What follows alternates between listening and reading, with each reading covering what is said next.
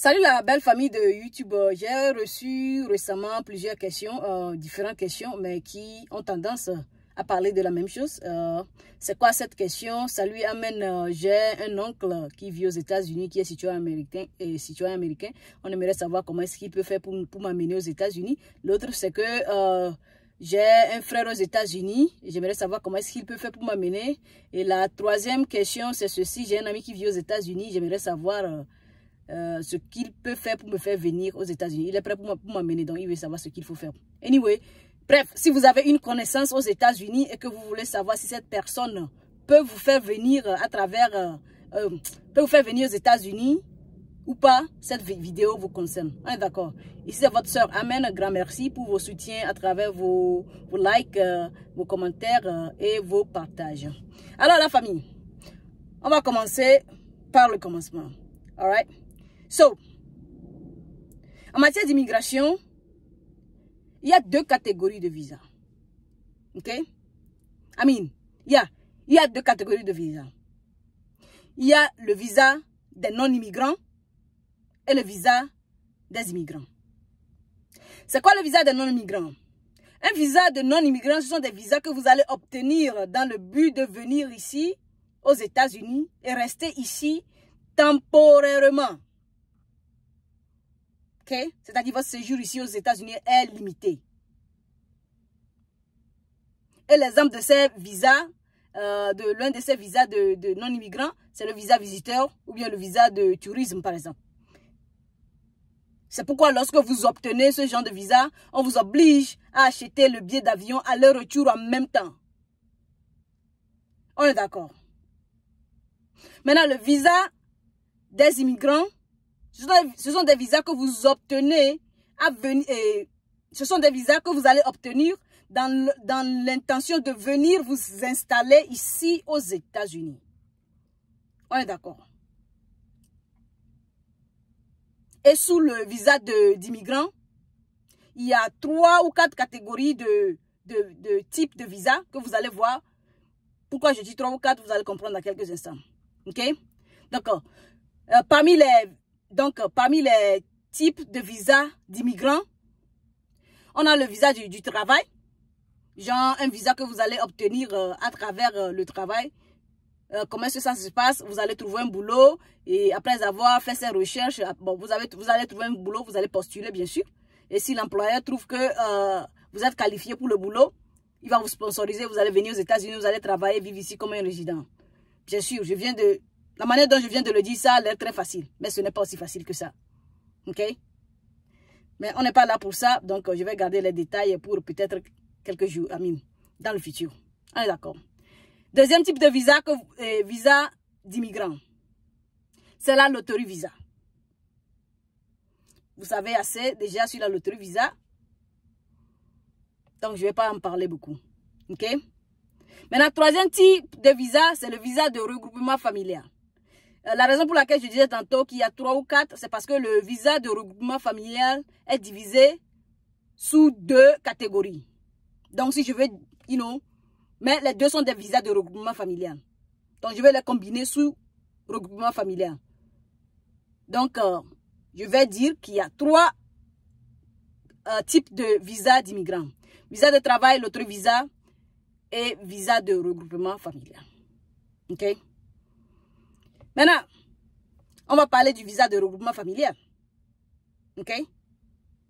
On parle du visa de regroupement familial lorsque vous avez une personne ici qui veut vous faire venir à travers son statut. Genre, la personne ne va pas vous faire venir temporairement, mais la personne va faire la demande à ce que vous venez ici pour pouvoir résider ici définitivement. Right? Donc, si vous avez une connaissance ici qui est aux États-Unis, sachez que tout le monde ne peut pas faire ça. Vous devez remplir une de ces 2 conditions que je m'en vais citer avant de pouvoir faire la demande qu'une personne vienne vous joindre ici. Genre avant d'amener une personne ici aux États-Unis. OK? La première condition, c'est quoi? Soit la personne est résidente permanente. OK? Et la deuxième, soit la personne est citoyen américain. On est d'accord? Et les genres de personnes que ces deux groupes de personnes peuvent inviter dépend de leur statut. Genre, quelqu'un qui a un visa quelqu'un qui est résident permanent est limité quand il s'agit des personnes qu'il peut amener. Et quelqu'un qui est, comment on appelle ça, citoyen américain peut inviter plus de personnes. Bon, je vais vous donner un exemple, ok? Supposons que je suis résidente permanente. Ok? J'ai uniquement droit à amener 2 catégories de personnes. J'ai uniquement droit à inviter ou bien faire venir 2 catégories de personnes ici aux États-Unis. Ok? Et ces 2 catégories de personnes, c'est qui? Mon époux, j'ai une personne avec qui je me suis mariée légalement. Ok? Et mes enfants. Bien sûr, mes enfants de moins de 21 ans. On est d'accord? En dehors de ces 2 groupes de personnes-là, je ne peux amener personne. Pourquoi? Parce que je suis juste résident permanent. Ok? Souvent, les gens me demandent combien de temps ça va faire avant que je n'amène qui que ce soit ici. Bien, ces 2 personnes ici. J'ai souvent l'habitude de leur dire que ça dépend de vous-même, de votre habilité. Parce que l'essentiel n'est pas de dire, non, j'ai un green card, je peux faire venir une personne ici. À cela s'ajoutent des moyens, d'autres conditions, genre des preuves, surtout financièrement. Ok? Je vais faire une vidéo sur la partie financière, genre, quelles sont les conditions qu'il faut remplir avant de pouvoir faire venir quelqu'un ici, dans une autre vidéo. Alright? Ok, revenons à nos moutons. Donc, résident permanent, uniquement 2 catégories de personnes. Époux ou épouse et enfant moins de 21 ans. Ok? Maintenant, je vais encore supposer que je suis citoyenne américaine. Quelles sont les catégories de personnes que je peux apporter? Je peux amener ici aux États-Unis, genre pour pouvoir venir rester ici et vivre ici définitivement grâce à mon statut. Again, je peux toutefois amener mon époux, ok? Si je n'ai pas eu la chance de le faire lorsque j'avais le green card, je peux toutefois l'amener après avoir été citoyen. Je peux aussi amener mes enfants si je n'ai pas eu la chance de les faire venir lorsque j'étais green card holder. Ok?